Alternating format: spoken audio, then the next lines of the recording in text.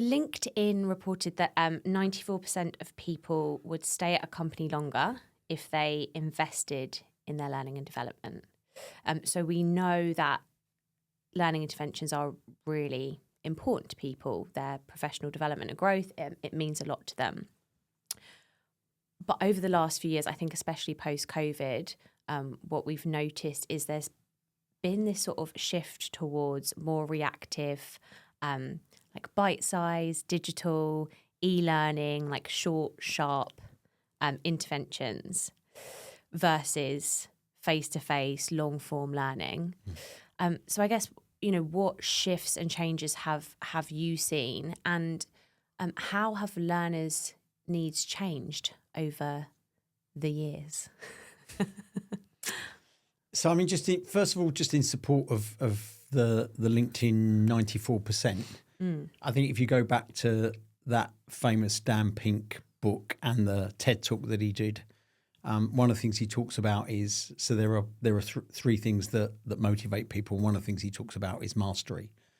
And for me, there's no doubt that people's sense of growth, development is fundamentally important to them and is motivating and helps them engage in their organisation, etc. As well as, if I develop, then I do a better job, hopefully. So it is really important. What has changed? So since COVID, I think what has happened is organisations have reacted to the symptoms rather than really to consider the needs of learners. So what I mean by that is, we live in a world that is more complex, is more demanding, can be overwhelming.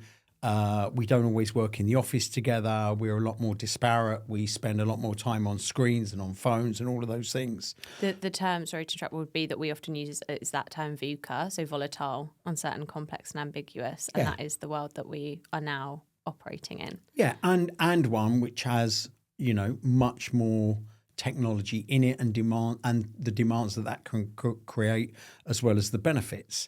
So I think what has happened is that organisations have reacted to the context and not necessarily to the need. And so what I mean by that is people are often more remote, overwhelmed, etc., as I've already said. And so organisations then react to that and try to put a solution in to cure the symptom rather than to cure the need, which is I want to grow and develop.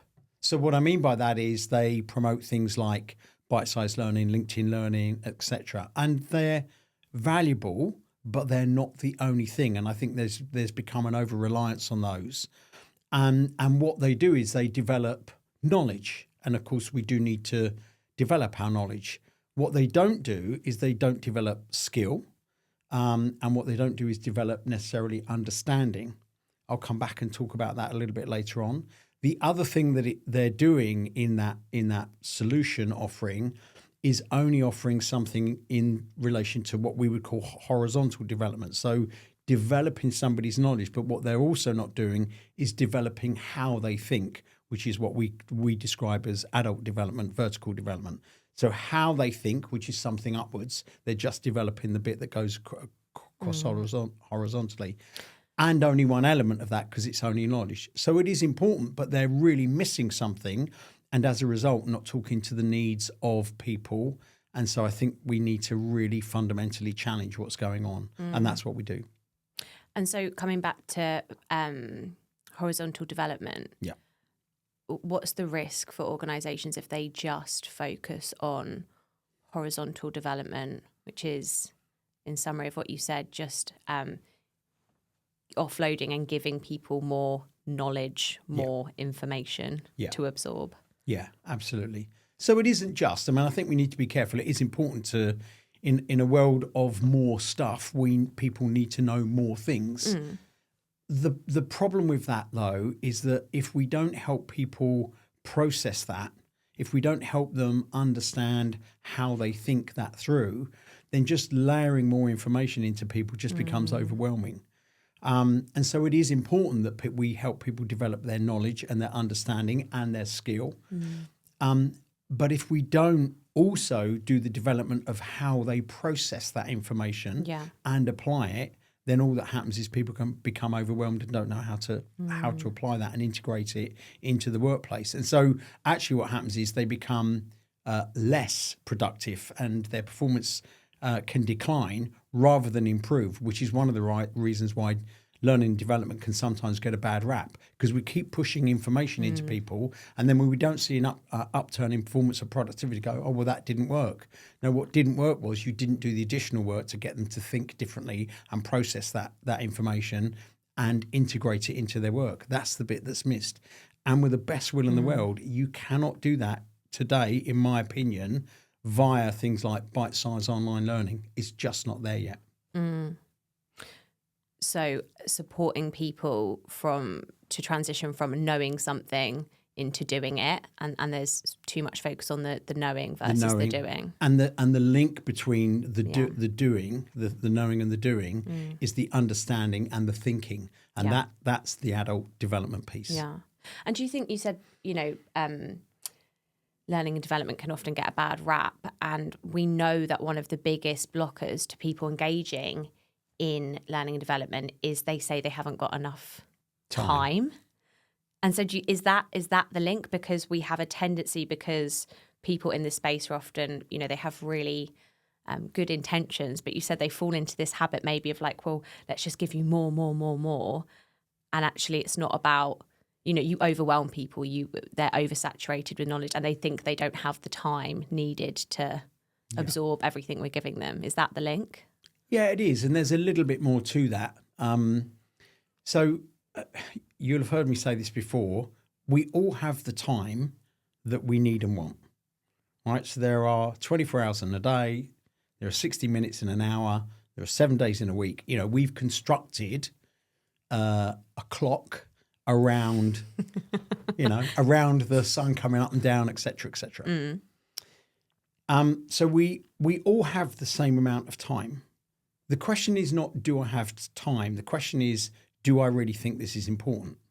And so if I don't think I'm getting value, if all that's happening is I'm just having more and more information laid on me and I'm not getting any value from that, and in fact, actually it's just overwhelming, then what I say is, well, I don't have time for that. What I really mean is I don't see the value in it. That's what we really mean, just to be clear. Yeah. So what we have to do is reframe that and make sure that people are getting value from that, and it's not just I don't have time. I mean, it's slightly different, but just a reference for me. So last year I was working with the executive team of a scale-up, and we were in a room and we'd done the first day together, and we did a check-in in the second morning, any reflections. And one of the people said, which is one of my favourite things when I hear that, I've done these things before. Well, they haven't done them with us, but anyway, that's another story. So I've done these things before and I really got a lot of value from yesterday. I really enjoyed it. And it was worth my while taking time out of work. And I said to him, that's a really interesting comment, because you're not taking time out of work. You're a senior executive in the organisation, and we are discussing how you will lead the culture.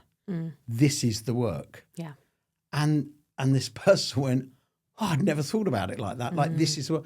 So learning and development, growing as a leader, is not some sort of nice bolt on. Yeah. It's your work. It's the job. It's the job, because your job is to lead the organisation effectively, and the way that you do that is to grow and develop personally. That's the deal. So yeah.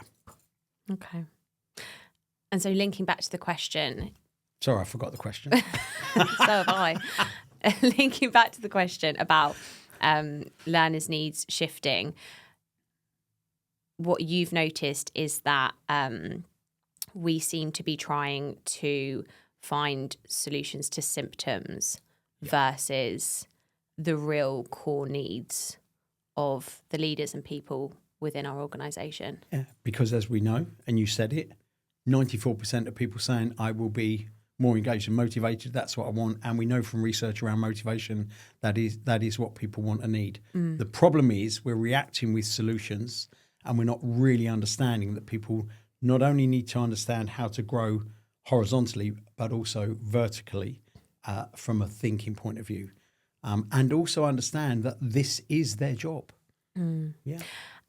And so, because you clearly have a very strong viewpoint On most things. very unlike you, but you have a clear viewpoint on leadership development, learning and development, and you apply that into your business at the Russell Partnership. So what is the Russell Partnership's philosophy or approach to learning design when you go in and partner with an organisation?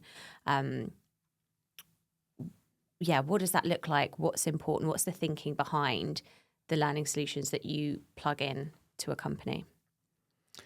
So I think the starting point for us is we talk a lot about outcomes, not just the obvious things. So if I can one of the questions we ask a lot is, why are you doing this? So understanding the context and the drivers and motivations behind the desired change, but also then talking a lot about what does the desired change really mean. So often we'll hear comments like, can you come in and do some training on? I mean, we don't get this question very often, but a simple example would be time management. Yeah. Right. So can you come in so why are you asking that question? What's really going on in the organization? And what is it that you're looking for as an outcome in terms of change? But the outcomes that are important to ask is, how do you want people to be acting, behaving, but also thinking and feeling? So far too much development is focused on, well, what we need people to do is to be more efficient. What does that mean? And what would that look like behaviorally? How does that behavior fit in with the context of this culture? And in order to enable that behavior, what would they need to be thinking and feeling?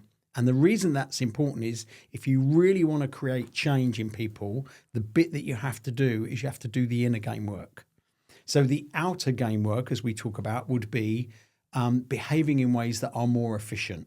So being more organized. It might be in a really practical way. Rather than booking everything in hour meetings, you might book in 35-minute meetings and 25-minute meetings, but you'd also book in 10, 15-minute reflection time between and preparation time, etc. So in simple times, it might look like that. But in order to create that change in behavior, you have to do the inner game work with people to understand their feelings and fears that get in the way of them operating like that now, the habits that they're into, so helping people understand their habits, how they might change those habits, how they might change their thoughts.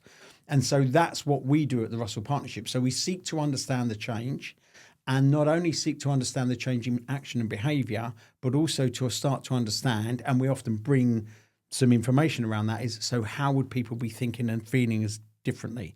And that's this, how would I process this, rather than just, I know that here are some techniques for time management, for instance.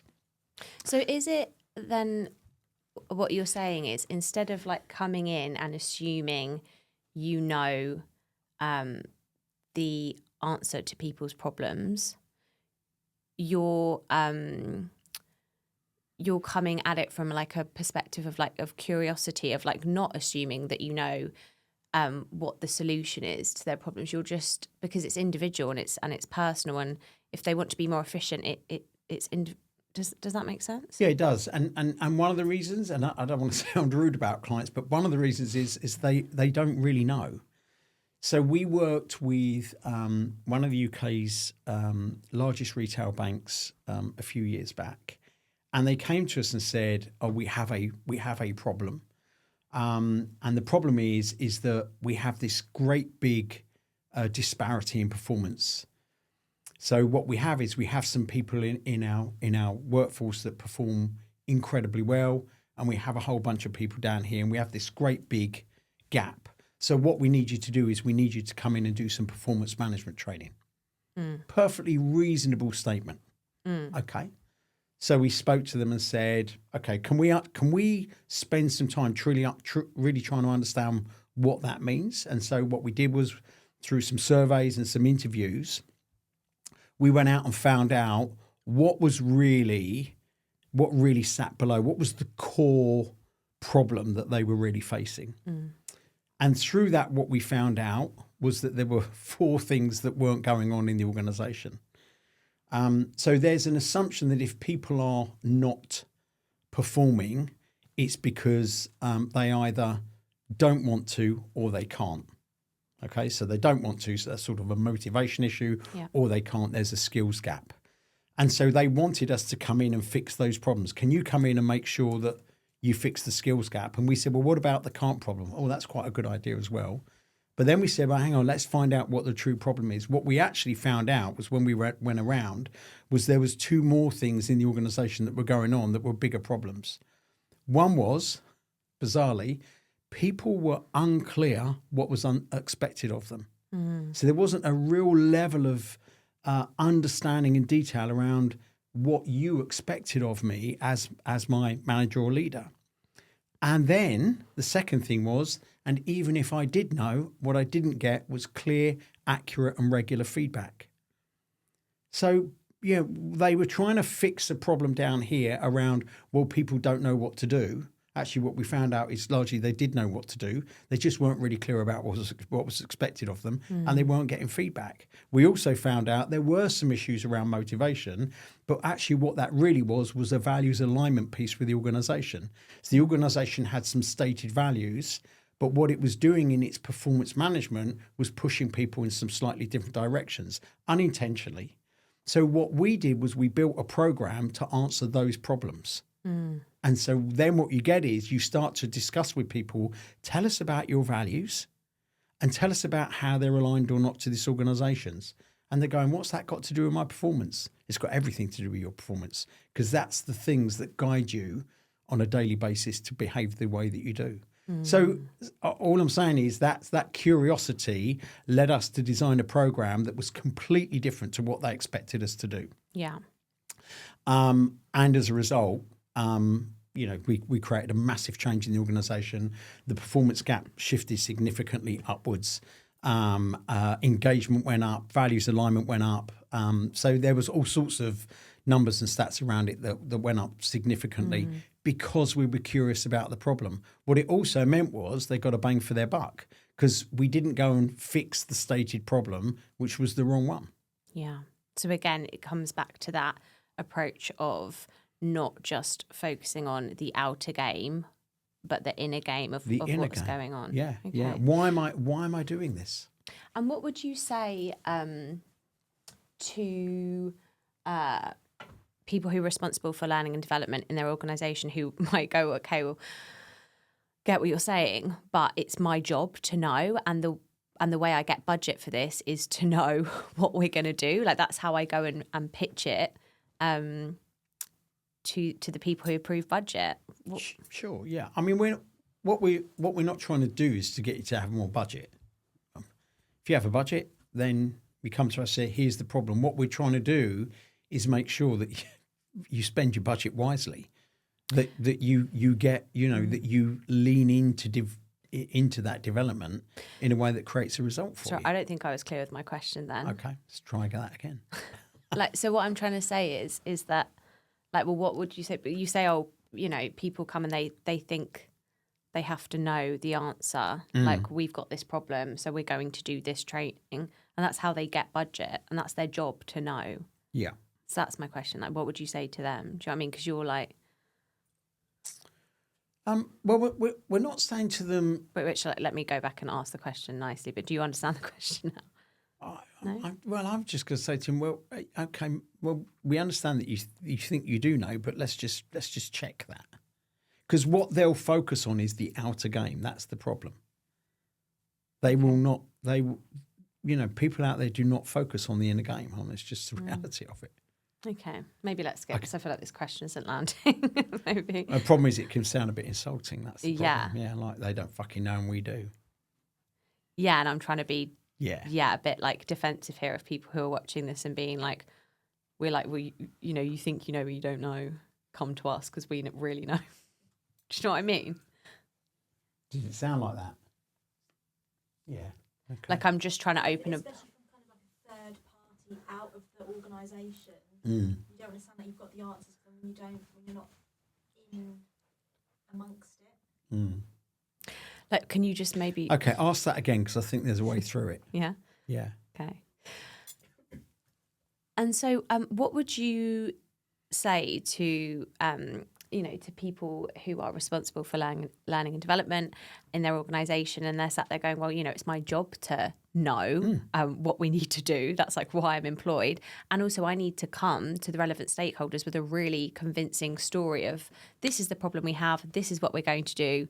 Please give me budget for that. Yeah. They need to know in a certain sense. What would you say to that? I'm not in any way doubting people's understanding of their organisation. That's not my point. I'm sure they understand it. Great. We won't understand their organisation as well. But actually, our ignorance is really helpful. Okay. Because we don't know, we also don't make assumptions. And so our ignorance is really helpful because we're really good at asking stupid questions. And sometimes stupid questions uncover really good information. And so it isn't that people don't understand the context of their organisation, but we can ask, through our ignorance, we can ask some stupid questions that may uncover some other things. The bit that it normally uncovers is the inner game work, because that's an area of focus for us. And in most organisations, what they're interested in is performance and those sorts of things, which is all outer game work. And of course, it's really important. We don't focus on inner game work just because we like it. We do it to create great outer game work. But what most people in most organisations are focusing on is, of course, the outer game. Are people, behaving the right way, delivering on their performance objectives, et cetera, et cetera? Of course, that's the right thing. We go and ask stupid questions, which is, like, for instance, well, why is that happening? Can we understand? And so our ignorance brings some richness to the discussion. You talk about the inner game of leadership. Yeah. In layman's terms, what is that? It's how I think and how I feel in very, very simple terms. So the outer game of leadership is what you see.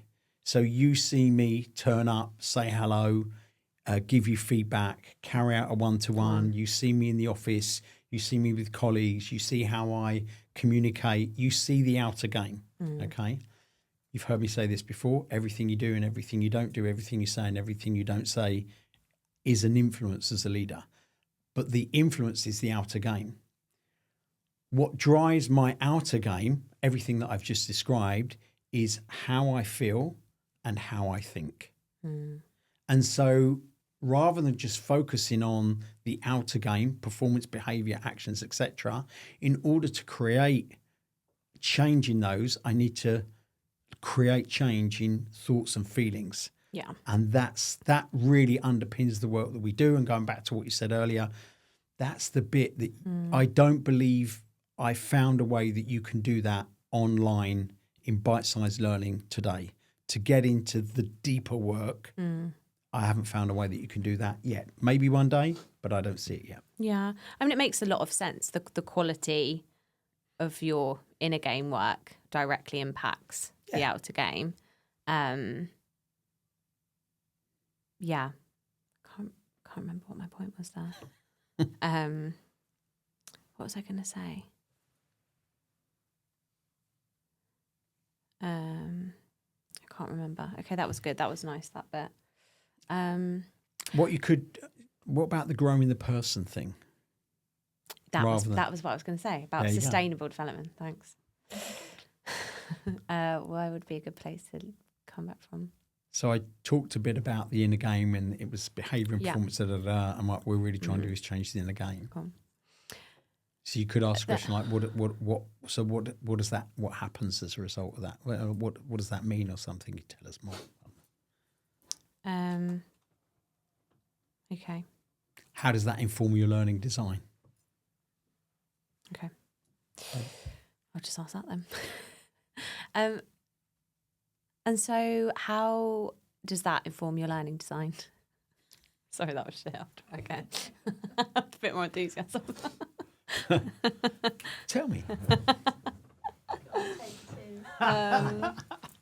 Let me go back to, that's fine. Shall I go back and talk a bit about the inner game? Let me go back. I'll be better. Okay, darling. I mean, that makes a lot of sense to me, that the quality of your inner game directly informs the quality of your outer game. Yeah. And so when you're thinking back to learning design, how does that influence that? So a couple of things I would say. What we don't look to do is to design learning to fix the problem. What we do is we design learning to help the whole person grow. And that's a very different philosophy that sets up how you approach the whole learning design. I'm not talking about a training course. I'm talking about the learning program. So how do you help people grow as a whole person rather than let's fix that problem around performance? Yeah. That it completely shifts the way that you design and deliver. It's interesting because it feels like that completely reflects the approach that you have as a coach. So you and I are both coaches about we grow the person versus fixing their problems, because it's a much more sustainable way of developing people. And actually, if you think back to tighter learning budgets and getting bang for your buck, you're going to have a much bigger impact if you choose to focus on that. Yeah, absolutely. You've got people who are self-aware, who have this great inner game of leadership, who can go out and who are empowered to go out and fix their own problems. Exactly that. Every single day. Yeah. So grow the person. And although, just end it there. That was good. I'm not going to say something that's just waffle. Okay. Preeti, is this all right? Is this okay? It's like, is it sounding right? Oh, so sorry, I was looking at my emails. No, that's fine. No, just generally, just checking in before we go on. Yeah? Yeah. Cool. I think the stories are really nice. Yeah, I was trying to chuck some of them in. Yeah, just because I don't know how it's coming across, but just as in like it can get quite intense sometimes. and you want to go from kind of theoretical to examples, and I think the examples kind of just make it a bit more real, don't they? Yeah. So I just going forward. Sometimes you're speaking for a long time, right? And it's a lot. It's a lot of information because I know you're trying to get everything in, right? But sometimes it's a bit intense to absorb and process. Okay. So just like, okay, I've got another one. So Bill, just and keep going around learning design. So we talked about the TRP approach. Was there anything else that we wanted? There's something else to say in there about understanding the skills. So is there anything? Cool. So going back to the Russell Partnership approach, so anything else that's really present when you approach learning design? Yes. So a few things building on what we've already just said. So one of the things we're looking to do is develop understanding and not just knowledge, as we said. Yeah. So how do you develop understanding? You develop understanding through experience. So what we don't do is train. What we do is we put people through experiences and facilitate their learning. I'll give you an example. There's a game that we play. I won't say too much about it because people might go through it one day and I don't want to give it away. And it's a team game. So it's a team game. So rather than talking about the principles of being in a team, we say, let's play a game. And we put them in this situation and we put them into two teams. And like many of these things, the idea is that they find a way to collaborate and work as a team, etc. And of course, what happens is the moment you separate we separate people into groups, those competitive instincts show up. And so we were, it's an experience that we run often, and then you run it, they have an experience, and like the experience is often very funny as well. Language can be pretty spicy in these. People say the funniest things. They get ultra competitive, win, lose, etc. Also, it's great. Like I think people love the experience of because the facilitators will play back. Okay, so when this happened in the game, and you did this, and you said that, and people feel like because when you're in it, you're not aware of your behaviour. Like, oh my god. Yeah, there is a skill in doing that because the skill in that facilitation is not to play gotcha, but is to play with it in a way that's light enough for it not to hurt, but strong enough for it to create the learning. There's a client of ours that you know who described this, a very senior leader in a client of ours. You know who I'm talking about. Yeah. And he described it at the end of it. He was like, wow, this was like one of the most powerful learning moments in his whole career. And this guy had been to some very, well-known INSEAD courses, etc.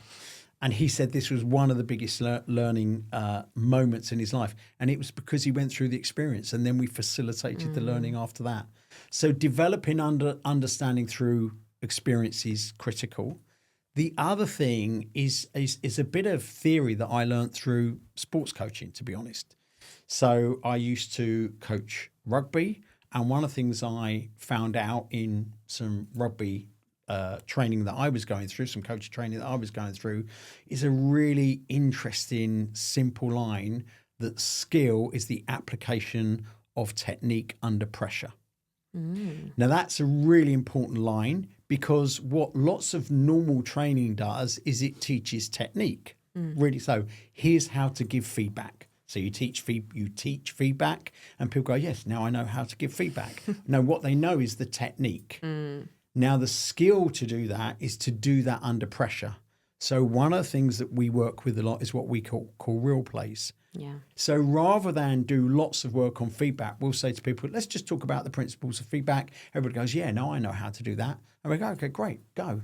And then we put them in a situation where we create what we call real plays, because we do a lot of work around understanding the client context. And so then that person goes into a feedback session with an actor coach. Yeah. They do that, and then they get feedback on the impact of how they did that. So suddenly they're applying technique under pressure in what feels like a real situation. It's not quite real, but it's pretty real. And they often comment how real it felt because of the skill of the people that we're working with. And that's how you create skill. What most training does is it creates technique. It trains technique. What we do is we create skill by getting people to apply technique under pressure. Those two principles underpin a lot of our work. And so we develop understanding and skill rather than knowledge and technique. They're very different things. Okay. And so your strong, I'm stating the obvious here, but your strong recommendation for anyone watching this would be that is, what you should be focusing on with anything they're designing. That would be your recommendation. Yeah, obviously we believe in that. That's our philosophy. But I'd be saying to anybody, we come back to limited budgets. Don't spend your money on the obvious. Spend your money on the things that we just talked about: inner game work, understanding, and skill. That's where you get the bang for your buck. And it's not really about spend; it's really about return on investment. That's how you get that. Nice. Okay, fab. Love that. Next, we were going to go into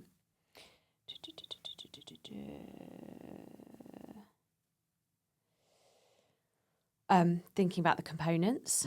Yeah. Okay. I mean, we've touched on them quite a bit already, so I'm not sure we're going to get a lot more value out of that, because we've talked about that a lot already.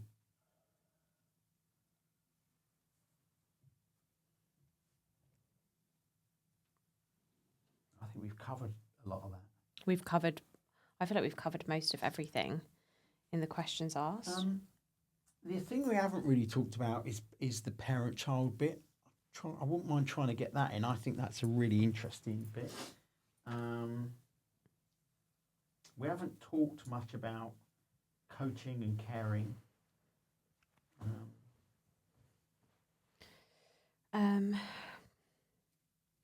How could we get that in with a question? What are you thinking? Do you want a hot drink or anything? I can run out and get something. I'm all right at the moment. No, I'm okay at the thank moment. We're on a flow, but thank you.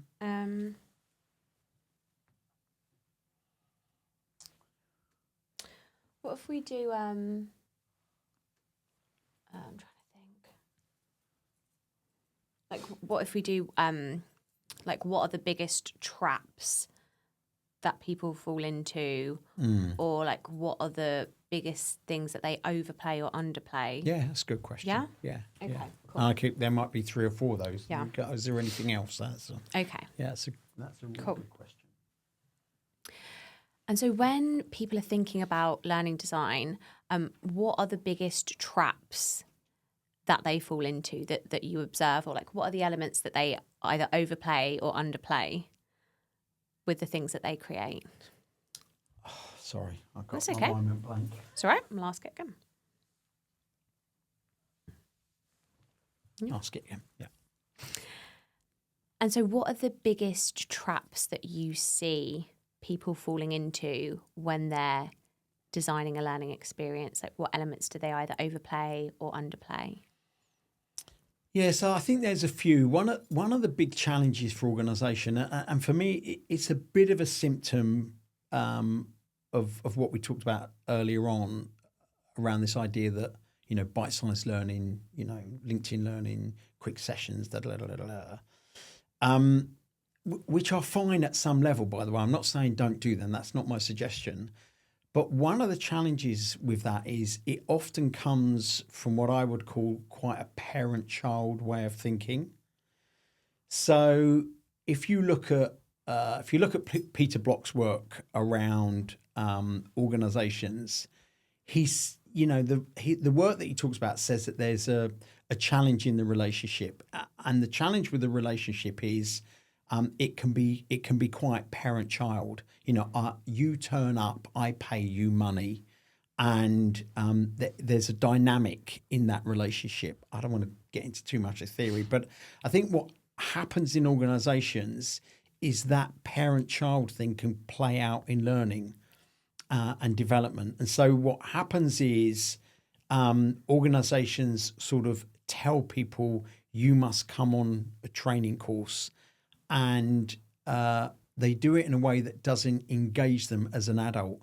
And so I think the other thing that we try to do is we try to create learning solutions that engage people at an adult level.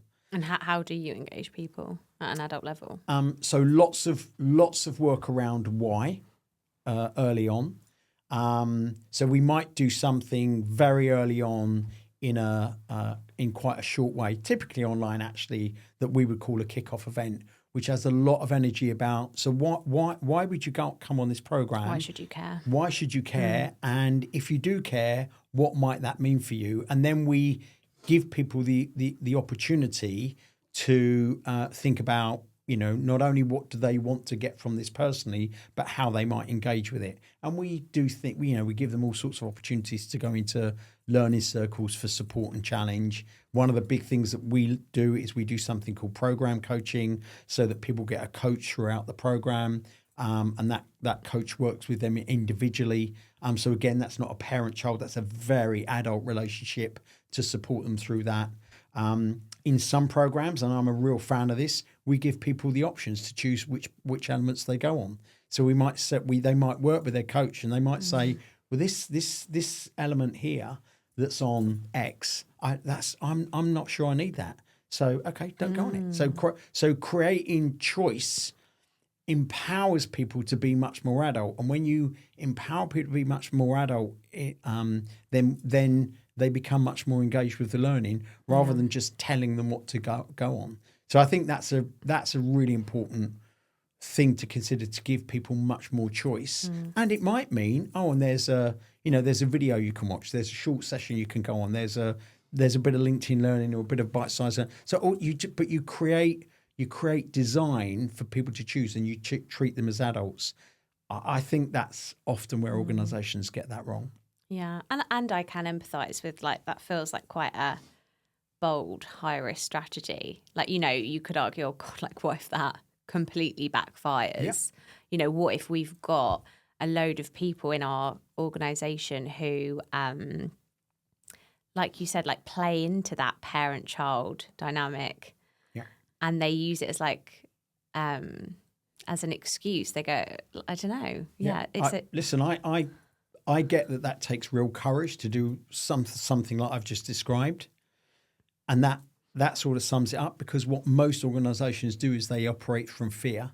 And so the alternative, what I've just described, is here's a program, you must go on it. So I come at it from very very controlling. You must go on this program. It's mandatory. Da, da, da, da, da.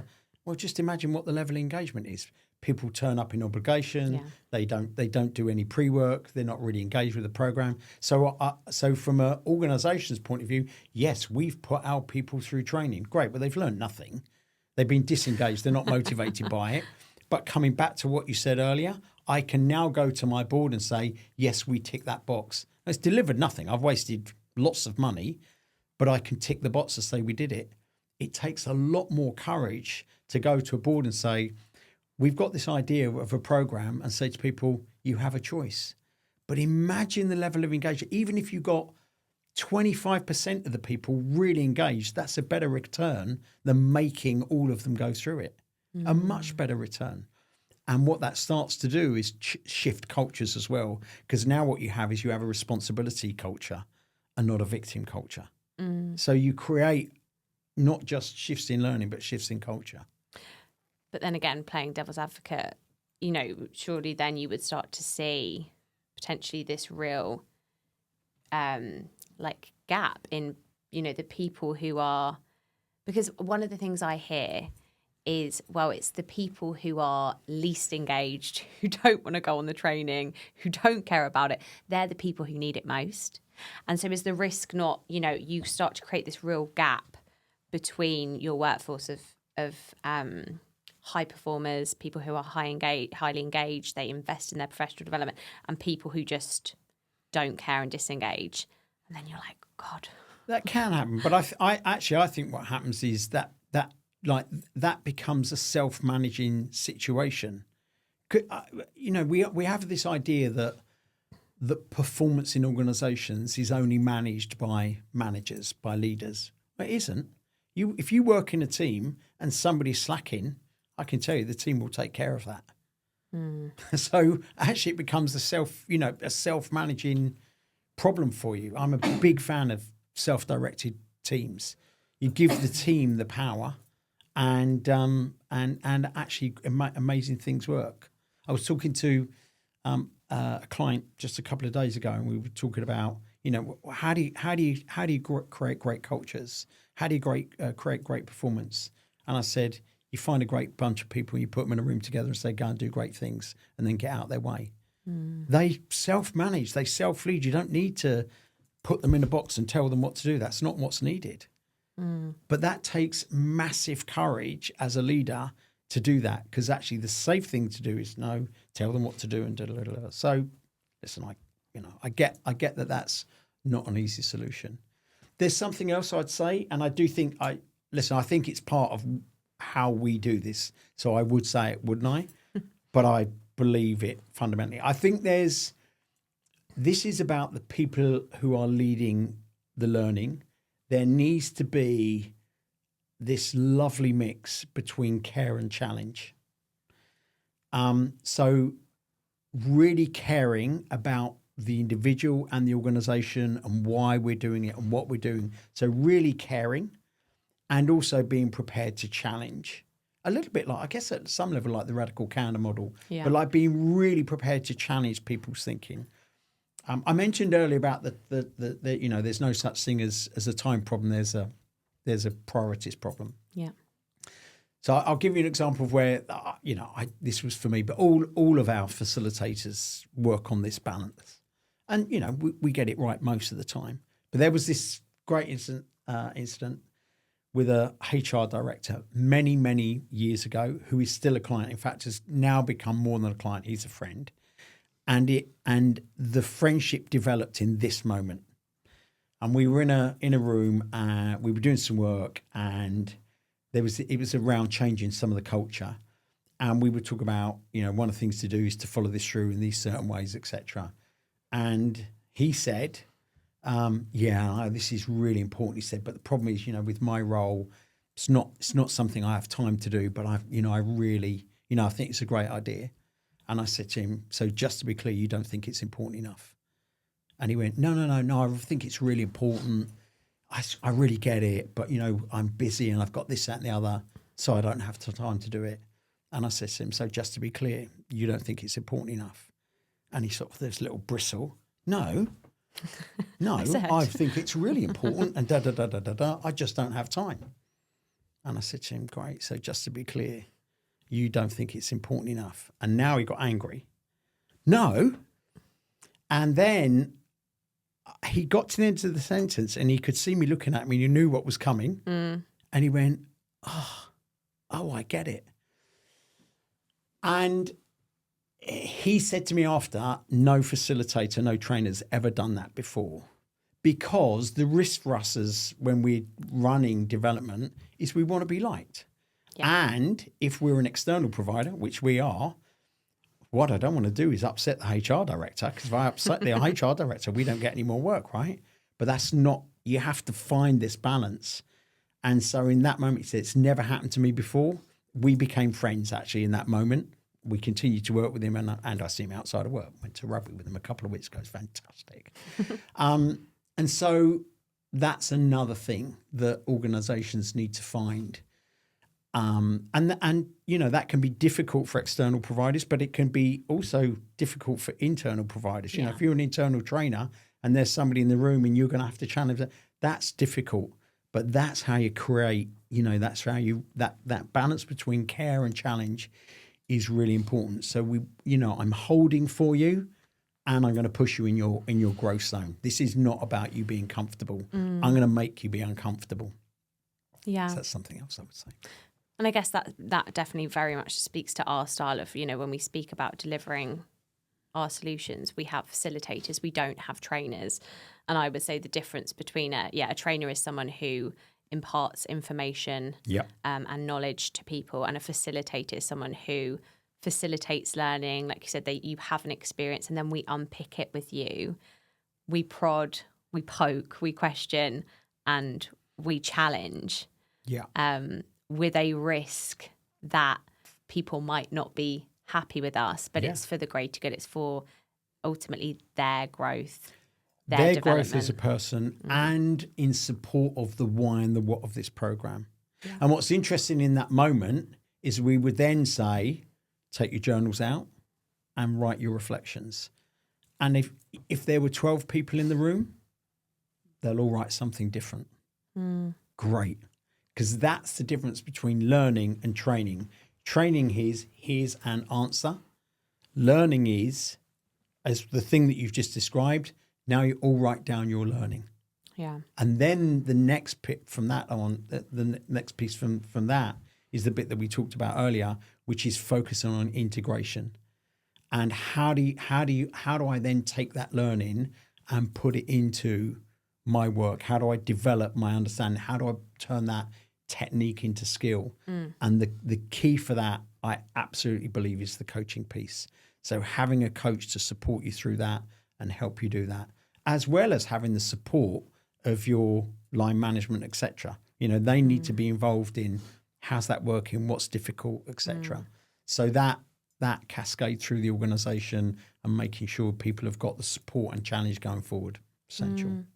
I guess you have to be really honest with yourself as a designer of learning about how willing, what do you really think your role is in this? How courageous and brave are you willing to be? Are you gonna it's the book that you always refer back to, am I gonna play to win or am I gonna play not to lose? Am I gonna stay safe and just tick the boxes, give the training that I think is needed and everyone's happy with me, or do I want something more and greater, and it's a risk and you're putting yourself out there and you provoke and all of those things that you just said. But I guess you have to have a really honest conversation with yourself about where are you willing to absolutely into. I agree with everything you just said.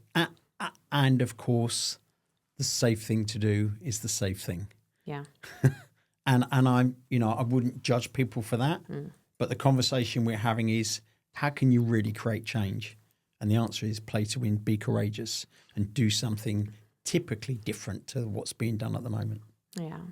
And also empathizing as well. I guess that does depend completely on the culture of the organisation that you operate in. Is that kind of behaviour rewarded, or is it, do you really not feel like you can operate in that way? So I get that it's and so do I. And listen, the truth is that plays into the benefit for us, because that's why often people use external providers. Yeah. Because we can go in and say the stuff that's really difficult to be said. Yeah. And ironically, we get paid for saying the difficult stuff. Whereas when you work internally, that may not be the same case.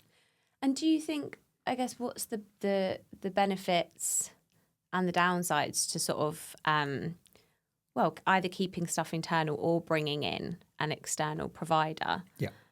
Because there's benefits to and downsides to both. But what are your thoughts around that?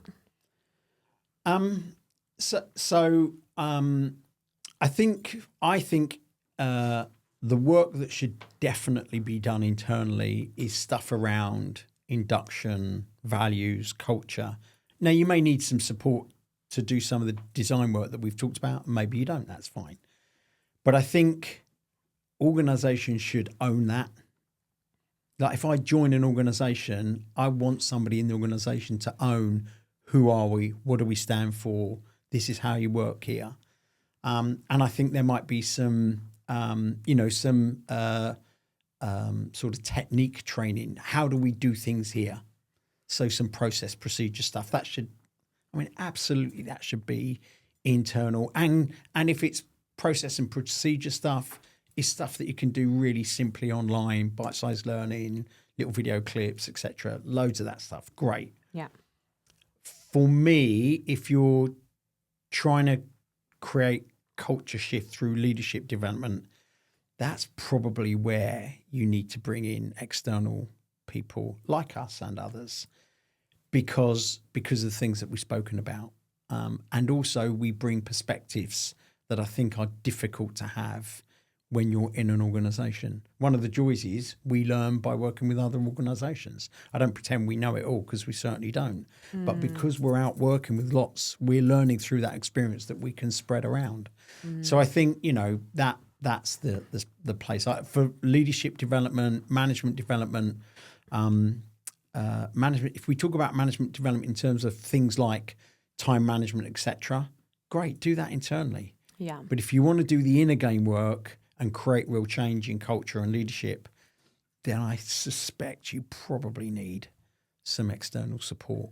And maybe not even just external, but external support. So one of the things that we've done a couple of times actually is we've worked in organizations and co-worked. So we did the design with them. And it was I mentioned that actually the retail bank earlier on. One of the things that we did was we partnered up.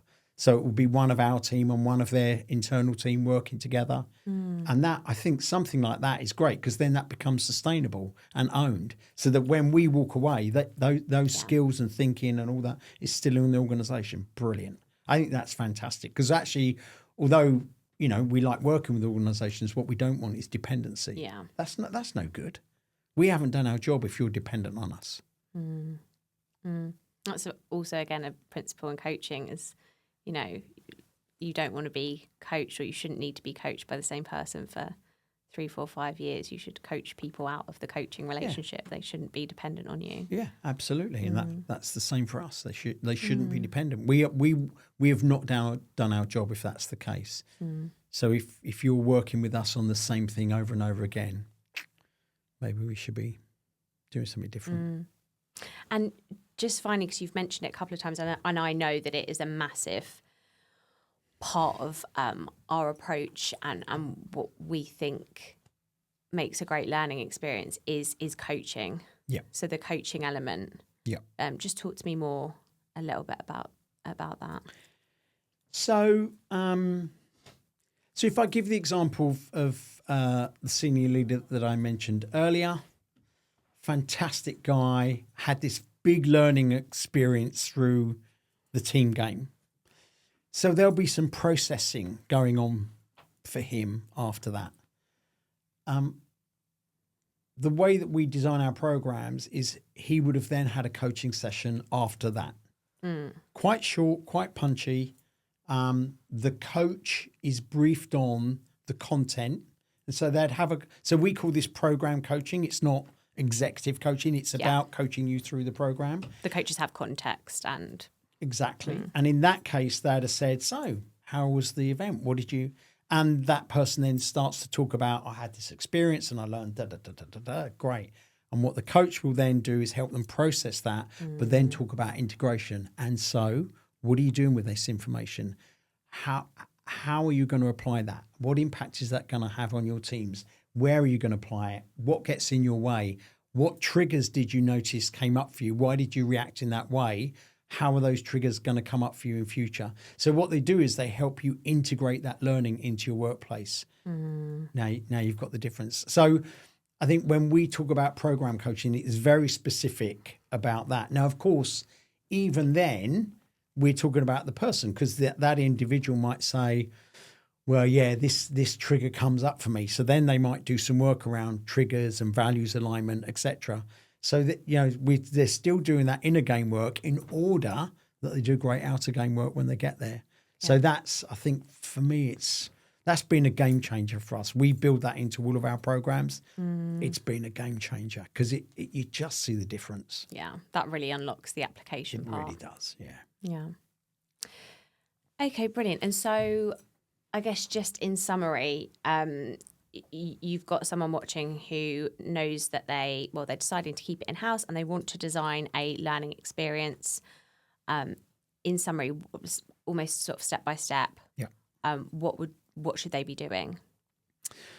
So if you're given a brief, first thing is to get deeply curious about the brief. Why are we doing this? What is the context? What's the shift that we're looking for? Not just in performance, standards, behaviors, but what do we want people to think and feel differently in order for that to happen? So to spend real time and depth trying to consider the problem.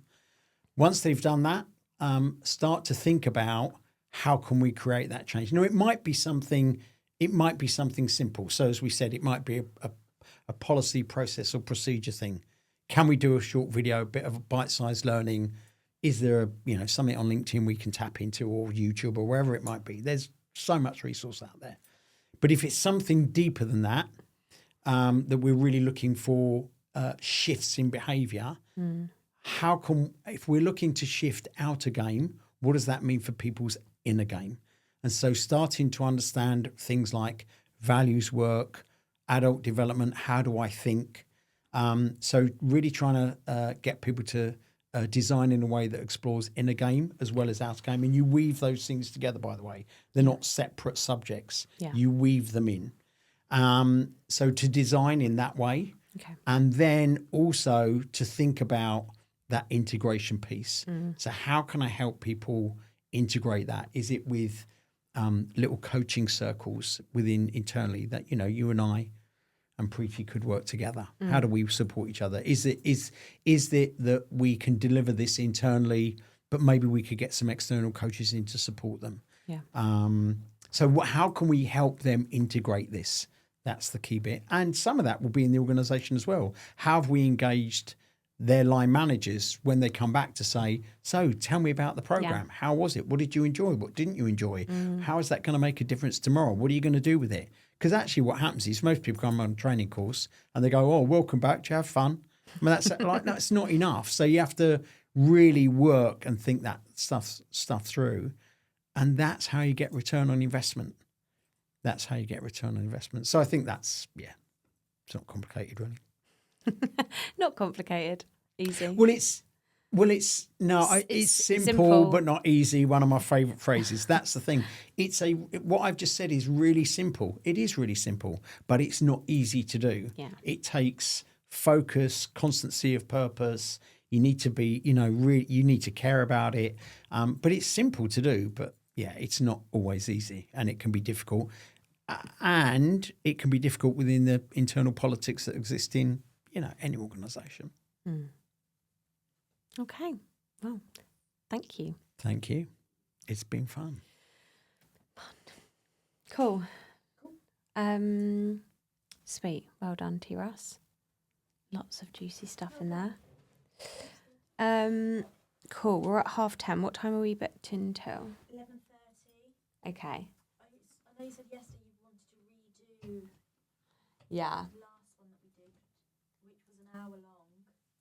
I reckon we could punch through high performance because we know what we're talking about now. Okay. Why are we redoing it? Was it just it? It's Does it look unusable. shitty? Yeah, Unusable. crap. Did it? The whole thing, yeah. Couldn't use it. That's fair enough. Which is why we're here. Yeah. Yes. Okay.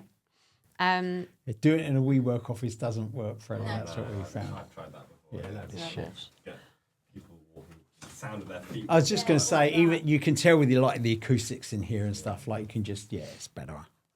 Okay, well, should we just have a 2-minute break and then Yes. should we try and smash through high performance cultures? Yeah, we can do that. Okay, I'll split this into a separate part. thank you. You're going to have a break and walk around some?